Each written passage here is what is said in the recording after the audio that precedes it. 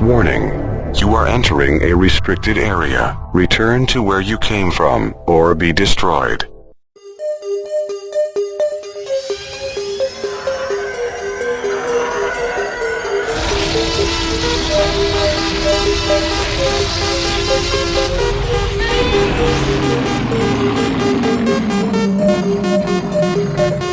You're heading your way towards the useless nerdy knowledge. Please do not go any further. If you will not comply, you will hear a nerd ramble. Nerd alert! Get those nerds! Nerds! Nerds! Nerds! Exterminate! Go ahead, make my day. Bazinga! I'll be back.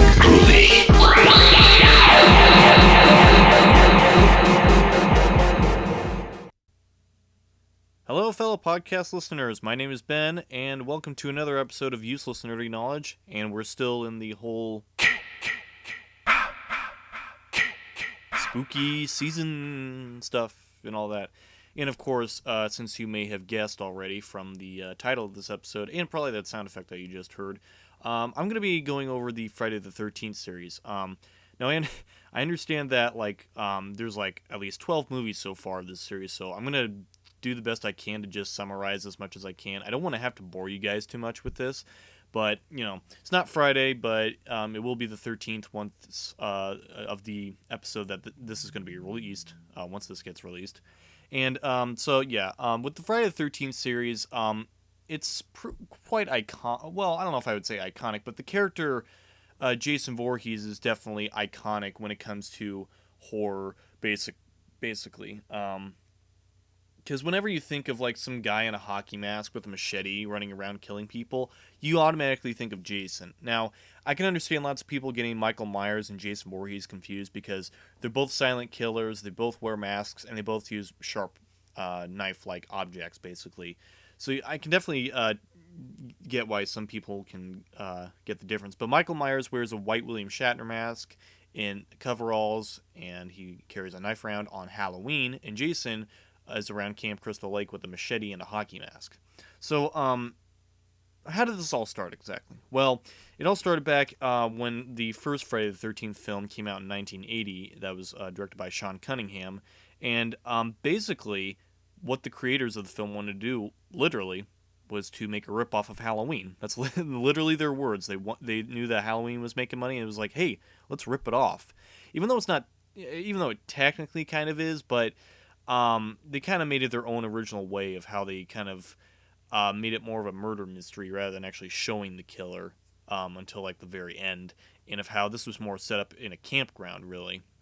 The budget was only about $550,000, which isn't much, but surprisingly for the box office that opening, the box office total, basically, according to this, basically says around $59.8 million. And that's a lot for only a budget of $550,000. That's a lot.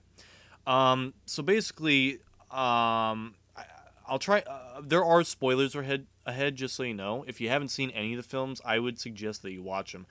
All of them are not great, just so you know. But if you want to avoid any kind of spoilers, or if you really want to get into these, I suggest that you watch these before you even see me listen to this, or even see any other people's opinions or thoughts on it. The first one basically was made in 1980. The special effects, mainly the violent gore kill effects, were made by Tom Savini. And with Tom Savini, you cannot think about horror special effects without him, because he did Day of the Dead, he did Texas Chainsaw Massacre 2, and a whole bunch of other great horror movies. And another thing, even though Tom Savini did a good job on lots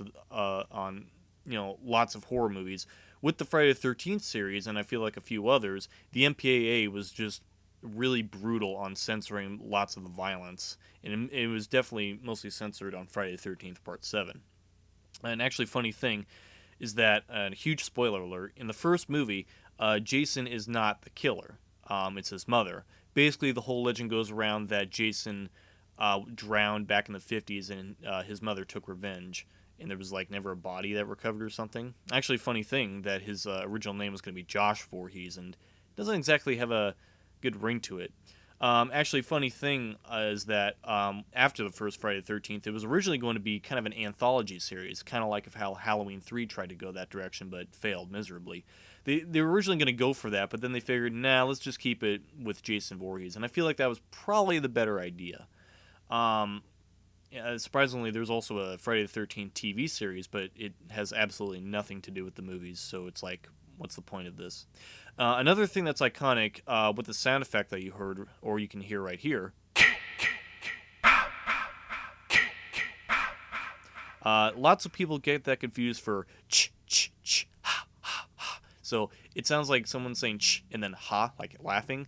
It's not that at all. It's ki and ma. K-I-M-A. And it's like ki, ki, ki, ma, ma, ma. The reason why that is because, like, in the first movie, you'll hear Jason's mother, Pamela Voorhees, saying, "Kill her, mommy, kill her." And that's kind of what that is. It's kill, kill, kill, ma, ma, ma. Basically like that. So now that you know, now you won't get that confused. And another thing that I have to say about the first movie is that the music is similar to Psycho in a way, with like the violins and the way that it sounds. One of the only interesting cast members in this first movie is Kevin Bacon, which you've known him for lots of other things like Footloose and all that stuff. But it's just interesting for someone like him to be in a movie like this. But I guess maybe you gotta have a career in whatever. I guess whatever can pay the bills. So this was also another one of those movies that was movie series, I guess, that kind of started the whole car won't start cliche or the whole final girl type of thing. Basically, for any cast member that's like a the last remaining girl in there is known to be basically the final girl, and that goes for lots of horror or slasher movies, basically.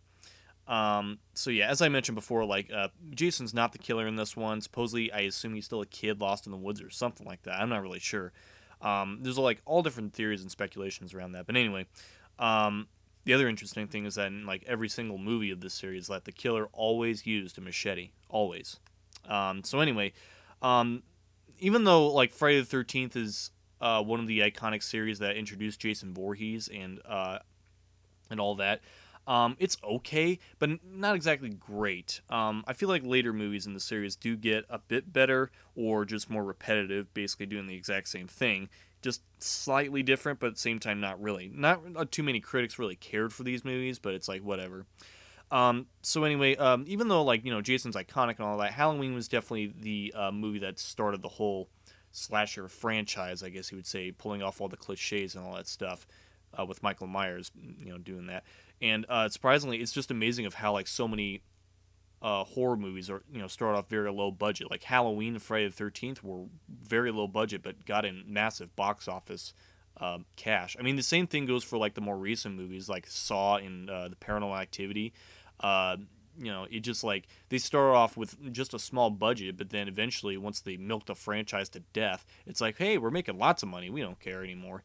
Yeah. So anyway, with the first film, basically, people get killed off one by one, and it's later revealed that Jason's mother, later to be known as Pamela Voorhees, basically reveals that she killed all of them, and that Jason drowned in the lake because the camp counselors weren't paying attention to them because they were too busy having sex, and basically, the last final girl, Alice, manages to escape, I guess, by decapitating Pamela and basically escaping. But in part two, the next year, that was Russian in production, she's basically killed off in the first act. So it's like, oh well.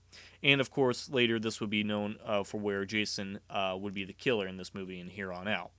And the other thing is that when you see this Jason, it's still not the iconic hockey mask that we all know and love. That won't be until like part 3. Basically, in this one, he has like a potato sack over his head with like one eye hole to see out of. So yeah, with this movie, there's nothing really too different. Really, it's pretty much the exact same movie, just a bit slightly different. So yeah, there's like a whole thing of like saying that Jason was out in the woods for 20 years, or in this movie is like 5 years apart from the first movie. I really don't know. There's like so many different things, but anyway, There's like all these different type of cliches that happen in this movie too. Like there's a prankster guy who pranks everyone while hearing a campfire story. There's some sort of perverted guy that checks out some hot chick, and then there's also the character in there, the final girl, Ginny, who's debatably the best final girl in the Friday the 13th series by fans. Another thing is that there was an underage girl who was like 17 at the time of filming that had like full frontal nudity for a sex scene, but of course once they realized her real age, those scenes of her was cut. So that was probably for the best. There was also one guy who gets killed on a wheelchair, and that's probably the best kill in that entire movie. Another thing that's been kind of hacked on by fans is like with a dog being killed in the movie and then somehow not being killed towards the end of the film. Yeah, I'm sorry. Like I can understand that pets could get killed in horror movies too, but I feel like that's kind of the number one rule in horror movies. Never kill a pet, never kill a dog, never kill anything, because people get really upset. Like you can kill as many people and humans as you want, you just never want to kill the pet ever. Now, of course, like in these Friday the 13th series, there's not a lot of recurring characters in this whole franchise. It's just new characters get introduced gradually, so you don't really have time to get used to them in each movie. But again, it's a movie, so you're not really supposed to take them all seriously. Basically, towards the end of the film, Jason has been living in the woods, basically as like a hermit, making his own makeshift house out of different stuff or whatever, and having his mother's head on like a shrine. It's all decayed and candles everywhere and all that. It's really weird. But then we go into Friday the 13th Part 3, where it has the whole gimmick of 3D in it, so you'll see lots of crap thrown at the camera if you ever watch this movie. And of course, since it's Part 3, it's always a cliche to have 3D at the end of it, like Jaws 3D, Spy Kids 3D, Amityville 3D, so yeah. There's not a whole lot to say about this. It's literally the exact same type of thing, but this is definitely the movie where Jason finally gets his hockey mask from one of the characters that I like, named Shelley, who's basically an actor slash prankster who tries to get some attention from all the other people, but sadly is just treated like a jerk, basically. There's like a Tommy Chong lookalike in this character, and there's supposedly one of the girls in this movie says that she's pregnant. I feel like it's just one of those things where it's like an excuse to pay attention to me or something like that. I really don't know. And the same thing is that like this one is supposedly one of the worst entries in the series, and I find it to be entertaining. It's not great, but I mean I think it's fine. Mainly the reason why because it's bad because it has a similar ending to the first, and it has kind of some bad acting in this. And supposedly this was going to be the last film in the Friday the 13th series where Jason would actually get killed off.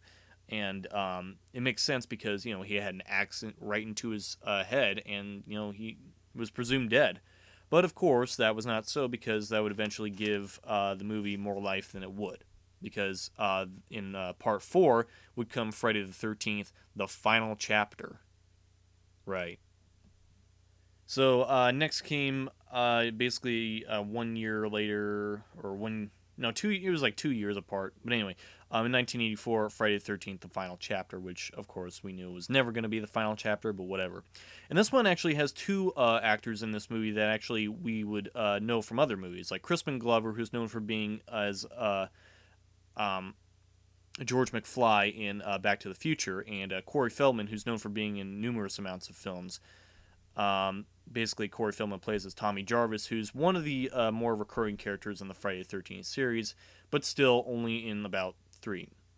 Now, supposedly, by fans, this is debatably one of the best in the series, and I think it's fine, but I'm not really sure if I would consider it the greatest. But again, that's just my opinion, so that's fine if people like it. There's not a whole lot else to say. Just the same things happen. Just people get killed off and all that stuff.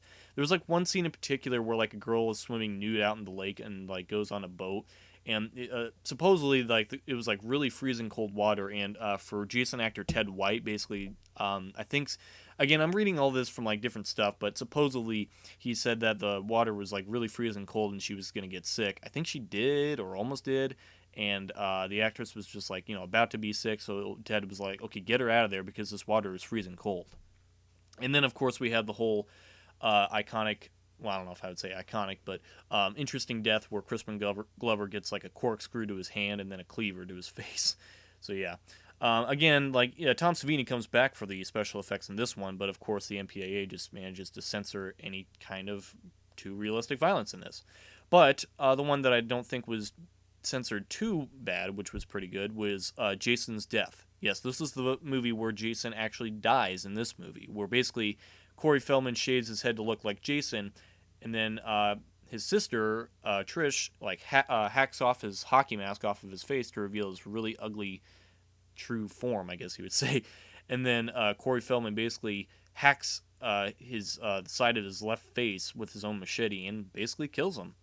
But of course, we all know that this wouldn't be the final chapter because a year later came Friday the 13th Part 5, A New Beginning. This was another one of the movies that fans really don't like, mainly for one thing, and I'll get to that in a second. So Corey Feldman only appears for like a brief few minutes in the first couple minutes of this film. But of course, we're seeing that Tommy Jarvis has grown up later from being in a psychiatric institution, basically recovering from his traumatic experience with Jason. And this time he's played by John Shepard, where he's more silent and just paranoid, I guess you would say, because he's still haunted by Jason. So basically, the whole plot goes is that like one of the kids at the Pinehurst facility of like troubled individuals or whatever you want to call it, offers a chocolate bar to everyone, but then eventually he offers it to the wrong guy where he's axing a log, and since he ticks him off too much, he pretty much kills him. And then one of the paramedics comes by, and apparently one of them looks at the kid differently once he sees his corpse. Wonder why that is. He looks all angry in the eyes and all that. Wonder why that is. Then all of a sudden you see all these different characters around Pinehurst basically getting killed by using Jason's whole type of similarity thing. Oh, I guess I should mention that one of the, I guess you would say, most gorgeous women in this franchise is a girl by the name of Debbie Sue Voorhees. And yes, that's her actual real name, the actress, who basically has, well, supposedly the biggest breasts in this movie. But anyway, the other thing is that, like, it gives a whole thing of, like, well, who's this mysterious killer? Because you don't see them until, like, towards the end. Now, there's all these different hints that it could be Tommy Jarvis, but eventually it's not. We could also think that maybe it's like the axe guy that basically killed the guy who gave everyone a chocolate bar, but it turns out it's not. So basically, it's the paramedic. And why is that exactly? Well, remember when I mentioned that, like, basically he looked at him differently? That was because that was his son. And all these years he was at Pinehurst, and I guess he never knew or something like that. So he basically took revenge doing the whole Jason shtick or something like that. And you always heard like Jason's thing going ta ta ta instead of ma, because that was supposedly for Tommy Jarvis. And I think it was like trying to give a subtle hint where Tommy Jarvis was supposedly the killer, but it was just kind of to lead you off into thinking that he was, but he wasn't, even though he totally kicked the ass out of some hillbilly that was in the movie too.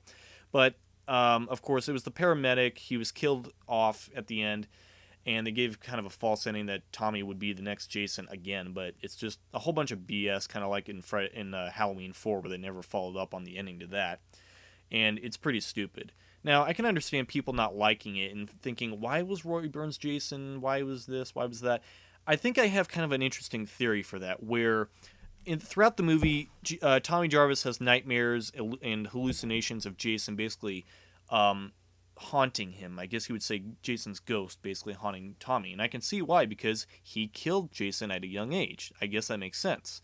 So once Joey was killed, the guy who gave everyone a chocolate bar, once he was killed and Roy found Joey there, he realized, oh my gosh, that's my son, and I need to take revenge because he was killed. And I never knew all these years, and it's never explained why. But anyway, I feel like that maybe the ghost of both Pamela and Jason Voorhees possessed Roy Burns. I think that would make sense why he would kill way more people than Jason would, why he would break through a door. But even though it's still a human body, he would still die. So once like his hand got cut off, when he got injured, when he got killed on the spikes, I think that Jason's soul basically like left Roy's body after the possession. So I feel like that maybe Jason was still somehow part of it, where Jason's ghost basically took possession of Roy Burns' body. Like, he was filled with so much hate and anger. I don't know. That's just a theory of mine. I feel like it would make sense for me, but I don't know. Next year would come Part 6, Jason Lives, which is another movie that's debatably one of the better sequels in the franchise by fans. This time it's more kind of has more meta, self-aware humor of horror movies, and this was post Scream too. But this was still aware, had some self-aware humor like, I've seen too many horror movies to know that any psycho wearing a mask is never friendly and all that stuff. And for Tommy Jarvis, this is the last movie that Tommy Jarvis would appear in. Basically, this time he's played by Tom Matthews, and he's a lot more talkative than he was in this one. And I guess I should mention that you do hear a couple Alice Cooper songs in this movie, Teenage Frankenstein and Man Behind the Mask, which is probably Jason's best well-known theme song, I guess you would say. And this is also the first movie where I think that Jason turns into a zombie. So basically, Tommy Jarvis digs up Jason's grave, stabs him with a pole just to make sure that he's dead. But then eventually, Jason gets resurrected by lightning, kind of like Frankenstein's monster. And it's like, oh, well, okay then. I guess he's alive. And even though for me, this wasn't exactly one of the ones I like to watch too much, because again, after a marathon of these movies, it can get a bit tiresome sometimes, and it just felt like the same movie to me. But after watching it recently, it's okay. It's not great. It's still kind of the same things, but it has some okay moments in it. And again, there is some meta funny stuff in it, I guess you would say. There's like a James Bond spoof at the beginning. There's like, a fourth wall breaking groundskeeper there. And surprisingly, there's a really good RV crash scene with a couple and surprisingly, this is the first Friday the 13th movie to not show any nudity. And I'm even shocked that it actually happened. There's even a nice Boris Karloff homage where I think a grocery store was basically named Karloff's. And this was since this is the first movie where Jason turns into a zombie, these are definitely one of the more the kills in this one, even though they're censored by the MPAA, just like with Part 5. These are still some kills that look very impossible for a normal human being to do. I guess it makes sense for Jason to be a zombie, so that way he can do these types of kills. Basically, like with punching a guy's chest and getting his heart out through the other side, that's like a definite impossible kill. Now, basically, the ending is that after Jason, kills a whole bunch of camp counselors and all that stuff, Tommy escapes from jail from thinking that he was crazy and all that stuff, and eventually traps Jason underneath the water with a chain and a large rock, and basically he's there for quite a while.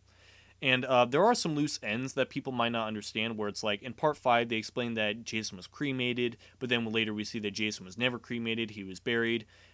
If you want to get some loose ends from that after seeing Parts 4 through 6, the Friday the 13th game has something called Pamela tapes and Tommy tapes, which are basically audio bonuses in the Friday the 13th video game, showing off the the loose ends or retroactive continuity, which I think really helps very well. I think it's very well done, very well made. So I think it's really good. So once you see these movies, I recommend that you go to YouTube, or heck, if you want to, buy the game yourself and try to find them all while playing the multiplayer games. It's a lot of work, but I would rather suggest you watching it on YouTube just to listen for yourself, to listen to all of it, because it's pretty good for what it does. And there's some nice little other slasher series homages in there, or references, I guess I would say. Next came Friday the 13th Part 7, The New Blood, in 1988. Now this one was, I feel like, would definitely be one of the better sequels, kind of. But the fact that the MPAA heavily censored this one, I think this is the one that was censored the most, was that it had some really good kills. And the thing with this one is that they censor them super immediately, just before they show it. They censor it very fast. It's you don't even get a chance to see it. I get I don't understand. I get it. Theater of the mind, I think, is one of the best things you could ever have. It works well. But with something like this, I feel like you would definitely need to see something visually, I guess, just for shock factor and all that, or shock value, I'm sorry. But for this one, it was just one of those things where I believe the director or someone said that it's basically telling a joke without the punchline. And that's basically what this was. So I guess I should mention that this is the first movie where legendary Jason actor Kane Hodder would play as Jason. He's a guy who does his own stunts in these movies, and he's basically played Jason a total of 4 times, more than any other Jason actor has ever, and he's very well known playing as Jason. Now, of course, with this movie, it centers around a girl named Tina who has telekinetic powers. Yeah, just like Carrie. And basically, the director, John Carl Buechler, described it as Carrie versus the Terminator. So that's kind of interesting. There's a really good fight between Tina and Jason. It's really cool. And even Jason's face with the makeup and all that looks amazing. It's definitely the best looking Jason with like his rotting flesh, his torn off clothes, and his like bones sticking out and all that. It's really, really cool. But of course, even though the movie is okay enough, even though the violence is censored out thanks to the MPAA, the ending is still really dumb. Where like his Tina's dad, who she killed all those years ago from abusing her mother, resurrects him and gets Jason down to the bottom of the lake again, which is really stupid, but whatever. And next comes Part 8, Jason Takes Manhattan, which I think is definitely the worst Friday the 13th movie, or one of two of the worst movies in the entire series, I think. The budget, of course, was like the highest yet of the series, which was like around $5-ish million. But of course, the cost for filming at New York was too high, so they can only afford to film for about 2 days in New York, which sucks because the original script had so many different ideas of like them being on the Empire State Building at Madison Square Garden. But it's just that with the budget, they just couldn't do it, and that just really sucks because it literally takes an hour for Jason to get to Manhattan, like an hour and 4 minutes for him to actually arrive. And it's just pathetic because the rest of the film, he's just on a boat killing these school graduates or whatever, and that's basically it. And it's really stupid. The only good thing I can say about it, I guess, is that like it has a good opening song. There's a couple good moments here and there, but nothing that great. There's some good shots of like Jason in Times Square, which are really good, but it's just that there's this whole confusing young Jason plot that you see multiple times, and it's really stupid. There's this guy that literally punches Jason for like an hour and 30 minutes, and even the ending is really stupid, so this is definitely one I wouldn't recommend. Speaking of ones I wouldn't recommend, in 1993 came Jason Goes to Hell, The Final Friday. Now, this is not really one I would recommend exactly. I would probably just say watch the beginning and then the ending, because even the cover of the poster or the DVD or whatever from Fangoria says this has the most incredible ending we've ever seen. And no, it didn't talk about the entire movie. It only talked about the ending. It's like, yeah, I wonder why. I'll talk about the ending in a bit. So, even though we knew that this wasn't going to be the final Friday, since the last movie, Jason Takes Manhattan, flopped, Paramount basically sold the rights to New Line Cinema, which held the rights to the Nightmare on Elm Street series. And the beginning is pretty good because it has an amazing opening where the FBI agents are like, basically unloading all of their firepower onto Jason and basically blow him up. And then the rest of it really goes downhill, mainly because the one of the guys at a secret autopsy facility or whatever does an autopsy on Jason, but then eventually we see that Jason's heart is still beating, and then he eats Jason's heart, and it's really disgusting. So then eventually Jason takes possession of him and basically takes possession of like different people every now and then to basically stay in possession of these people or whatever. And yeah, that's one of the reasons that this movie is so hated, especially by me. Mainly because Jason is barely in it. He possesses people. And this really turns the whole Friday the 13th mythology just upside down. It's just really, really stupid. There is one cool character by the name of Creighton Duke who's basically a bounty hunter and knows everything about Jason, which I feel like came literally out of nowhere. It's like, where did all this demonish, beastly Jason stuff come out of? Because he was just a normal boy and then a zombie, but then it just like comes out of nowhere, out of like, what is this? Like, I don't even understand anymore. And there's even like a whole Book of the Dead from the Evil Dead series in there that makes a brief appearance, and it's like, what is this doing here? And I still don't know what the point of that was in there. And it does have a good Jason design. I'll give it that. It looks very monstrous and like he's been through 9 movies and all that stuff. It looks really good. And Kane Hodder, of course, is still as Jason in this one. But overall, it's just a terrible, terrible mess of a movie. But once Jason does go down to hell, the only thing that remains in the ground it basically is his hockey mask. But then all of a sudden, oh, look at that. Freddy Krueger's glove comes out of the ground and drags it down. Well, was I really watching that entire movie just for that ending? Maybe. I mean, it did get people talking, but for only about like 10 years. But 9 years later came the 10th movie of the Friday the 13th series, Jason X, which I think is a fun enough movie. Not great, but it's fun to watch. Basically, it's Jason in outer space. You can't go wrong with that. Sadly, this was the last of the Kane Hodder movies, but it has some more meta humor in this, kind of like Scream. It's sort of like a sci-fi horror comedy, I guess you would say. There's some good kills in it, like the Sub-Zero kill where Jason puts a girl's face in like liquid nitrogen in there, and then whoosh, crashes her face right in there. It's really cool. There's like a really sexy fembot thing called KM, and then eventually, once Jason gets actually killed off, he turns into like this mecha uber Jason with like these nanobites that rebuild him. And it's really fun to watch. I would recommend that. But then 1 year later, of course, we have Freddy vs. Jason. Now, I don't know exactly what I would say that hasn't been already said. It's good. Well, sort of. The characters in there, mainly the human characters, are horrible, and that's kind of ironic because Ronnie Yu, the same guy who directed Bride of Chucky, made really bad characters in those movies. Like, you don't give a crap about any of these human characters. I feel like that's just a theme that he has with making horror movies. But anyway, I can definitely say that with the fights between Freddy and Jason, they're really awesome. And the whole thing of like Jason being afraid of water is really stupid because throughout the entire Friday the 13th series, you see him in water a lot.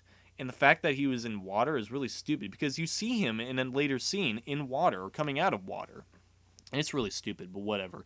I get that, they tried to do a whole battle of the elements basically to make one weak against the other to have one be the fair fighter and all that stuff. It makes sense. I get it. But it's just a bit dumb that Jason's afraid of water. I get he drowned, but whatever. I guess it makes sense. Jason drowned by water.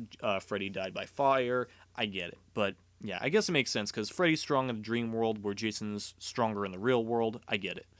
This is also the movie where I think Freddy Krueger really says bitch a lot in this movie. He says it way too many times, but whatever. And supposedly, there's also a comic series called Freddy vs. Jason vs. Ash, the exact same Ash Williams from the Evil Dead series, that basically continues off after Freddy vs. Jason. I have not read them yet. I was like close to getting them all at one point, but I regret not getting them. But maybe I will sometime in the future just to check it out. But yes, there is a continuation of that.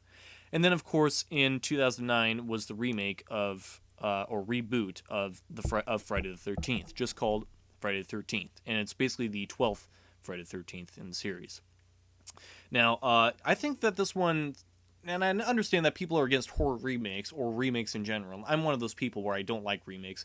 But this is one of them that I didn't mind too much. It wasn't necessary to make, but I thought it was just okay. It did some things that were better, like for Jason, for example, he was a lot scarier and a lot more realistic in this movie, and it was really, really cool. But other than that, there's not really a whole lot else to say about it. There's like 20 minutes where you don't even see the title card yet. It's like 20 minutes into it, then you finally see it. There's like some interesting characters in there, and even a really douchey character who you really, really, really hate, and I think that was kind of the whole purpose of that. There's a really good sleeping bag fire kill, which really makes me scared to end up in that type of thing.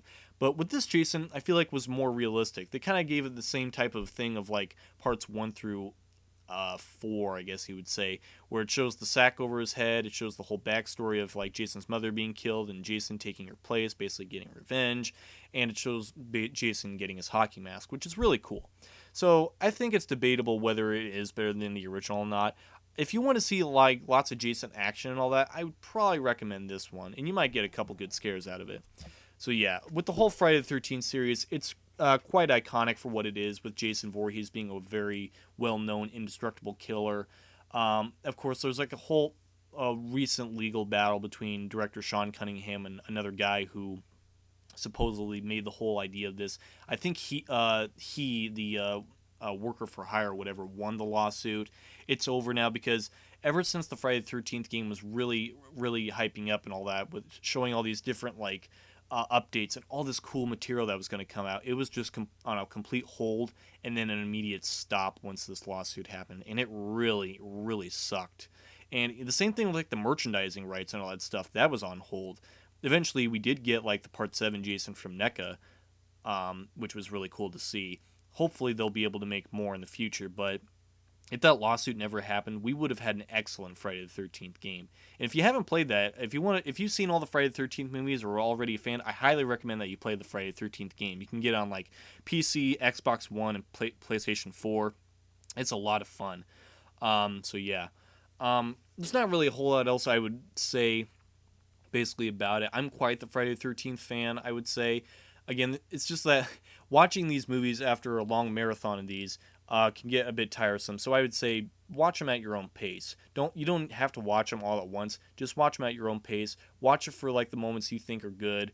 Like the characters are not meant to be taken seriously. Neither are all the movies. You're not supposed to care for all of them too much. I feel like you watch them just to enjoy a bunch of idiots get slashed in a slasher movie. I feel like that's kind of the whole point.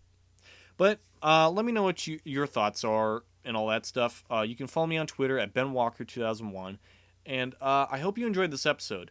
And of course, as of this recording, this Friday, Halloween Kills is coming out in theaters. So for next week, as soon as I possibly can, I will record my episode on the entire Halloween franchise, including Halloween Kills.